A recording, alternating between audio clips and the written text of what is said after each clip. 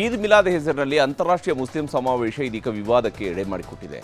ವಿವಿಧ ದೇಶಗಳಿಂದ ಆಗಮಿಸುವಂತಹ ಮುಸ್ಲಿಂ ಧರ್ಮಗುರುಗಳು ಸಮಾವೇಶದಲ್ಲಿ ಭಾಗಿಯಾಗ್ತಾ ಇದ್ದು, ಇದಕ್ಕೆ ಬಿಜೆಪಿ ಹಾಗೂ ಹಿಂದೂ ಪರ ಕಾರ್ಯಕರ್ತರು ವಿರೋಧದ ಕಹಳೆಯನ್ನು ಮೊಳಗಿಸಿದ್ದಾರೆ. ಈ ಮೂಲಕ ಈಗ ರಾಜ್ಯದಲ್ಲಿ ಮತ್ತೊಂದು ಧರ್ಮಯುದ್ಧ ಶುರುವಾಗುವಂತಹ ಲಕ್ಷಣಗಳು ಗೋಚರಿಸ್ತಾ ಇದ್ದಾವೆ.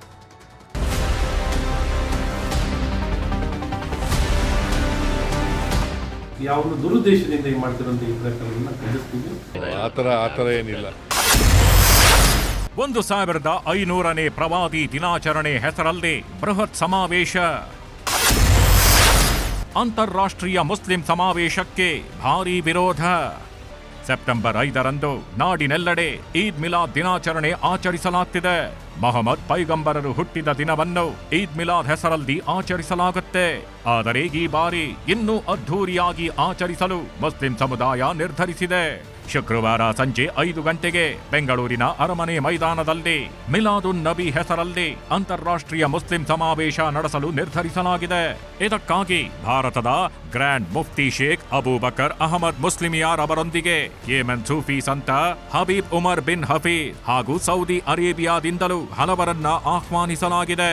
ಆಲ್ ಕರ್ನಾಟಕ ಸುನ್ನಿ ಜಮ್ಮೀತ್ ಉಲ್ ಉಲ್ಮಾ ಸಮಿತಿ ವತಿಯಿಂದ ಈ ಸಮಾವೇಶ ನಡೆಯುತ್ತಿದೆ. ಈ ಕಾರ್ಯಕ್ರಮಕ್ಕೆ ಸಿಎಂ ಸಿದ್ದರಾಮಯ್ಯ, ಡಿಸಿಎಂ ಡಿಕೆಶಿ, ಸಚಿವ ಜಮೀರ್ ಅಹಮದ್ ಸೇರಿದಂತೆ ಸರ್ಕಾರದ ಇತರೆ ಪ್ರತಿನಿಧಿಗಳಿಗೆ ಆಹ್ವಾನ ನೀಡಲಾಗಿದೆ.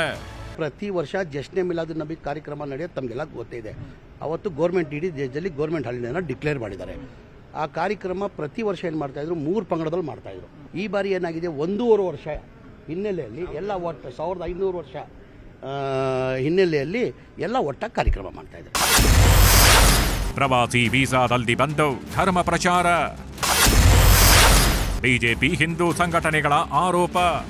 ಸಚಿವ ಜಮೀರ್ ಅಹಮದ್ ನೇತೃತ್ವದಲ್ಲಿ ನಡೆಯುತ್ತಿರೋ ಈ ಕಾರ್ಯಕ್ರಮದಲ್ಲಿ ಟೂರಿಸ್ಟ್ ವೀಸಾ ಪಡೆದು ಹಲವಾರು ವಿವಿಧ ಮುಸ್ಲಿಂ ರಾಷ್ಟ್ರಗಳ ಧರ್ಮಗುರುಗಳು ಆಗಮಿಸುತ್ತಿದ್ದಾರೆ. ಇದು ಬಿಜೆಪಿ ಹಾಗೂ ಹಿಂದೂ ಪರ ಸಂಘಟನೆಗಳ ಕೆಂಗಣ್ಣಿಗೆ ಗುರಿಯಾಗಿದೆ. ಟೂರಿಸ್ಟ್ ವೀಸಾ ಪಡೆದು ಬಂದವರು ಧರ್ಮ ಪ್ರಚಾರ ಮಾಡುವಂತಿಲ್ಲ, ಕೇವಲ ಕಾರ್ಯಕ್ರಮದಲ್ಲಿ ಮಾತ್ರ ಭಾಗಿಯಾಗಬಹುದು. ಅಲ್ಲದೆ ಧರ್ಮ ಪ್ರಚಾರಕರು ಭಾಷಣ ಕೂಡ ಮಾಡುವಂತಿಲ್ಲ.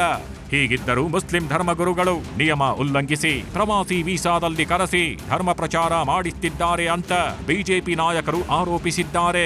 ಇದಕ್ಕೆ ಜೆಡಿಎಸ್ ಯುವ ನಾಯಕ ನಿಖಿಲ್ ಕುಮಾರಸ್ವಾಮಿ ಕೂಡ ಧ್ವನಿಗೂಡಿಸಿದ್ದಾರೆ.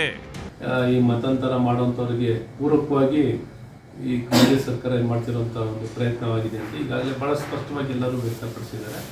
ಹಾಗಾಗಿ ಇಂಥ ಎಲ್ಲ ಪ್ರಯತ್ನಗಳನ್ನು ಯಾವ ದುರುದ್ದೇಶದಿಂದ ಈ ಮಾಡ್ತಿರುವಂಥ ಈ ಪ್ರಯತ್ನಗಳನ್ನು ಖಂಡಿಸ್ತೀವಿ.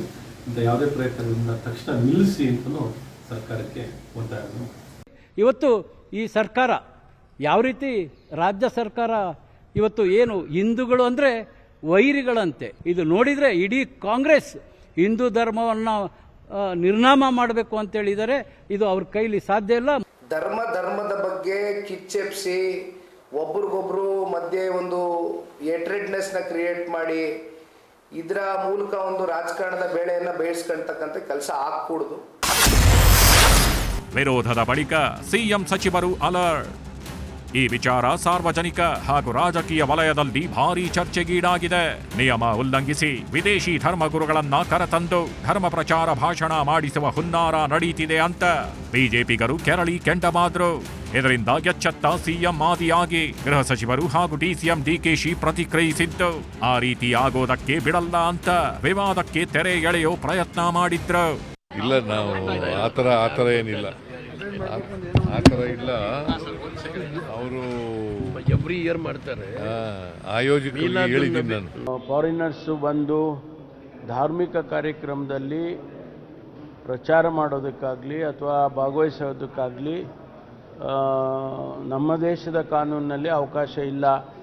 ಆದ್ದರಿಂದ ನೀವು ರಿಸ್ಟ್ರೈಂಟ್ ಮಾಡ್ಕೊಳ್ಳಿ ಅಂತ ಇದನ್ನು ನಾವು ಈಗಾಗಲೇ ಗಮನಕ್ಕೆ ತಂದಿದ್ದೇವೆ. ನನಗೆ ಗೊತ್ತಿಲ್ಲ, ನಾನು ಅದೆಲ್ಲ ಎಲ್ಲ ನೋಡೋಕ್ಕೆ ಹೋಗಲ್ಲ.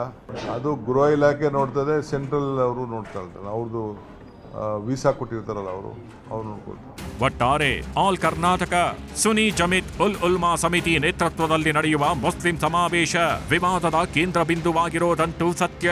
ಸರ್ಕಾರ ಇದಕ್ಕೆಲ್ಲ ಬ್ರೇಕ್ ಹಾಕತ್ತ ಇಲ್ಲ ಮತ್ತೊಂದು ವಿವಾದವನ್ನ ಮೈ ಮೇಲೆ ಎಳೆದುಕೊಳ್ಳತ್ತ ಅನ್ನೋದನ್ನ ಕಾದು ನೋಡಬೇಕು. ಆಶಿಕ್ ಮುಲ್ಕಿ, ನ್ಯೂಸ್ 18.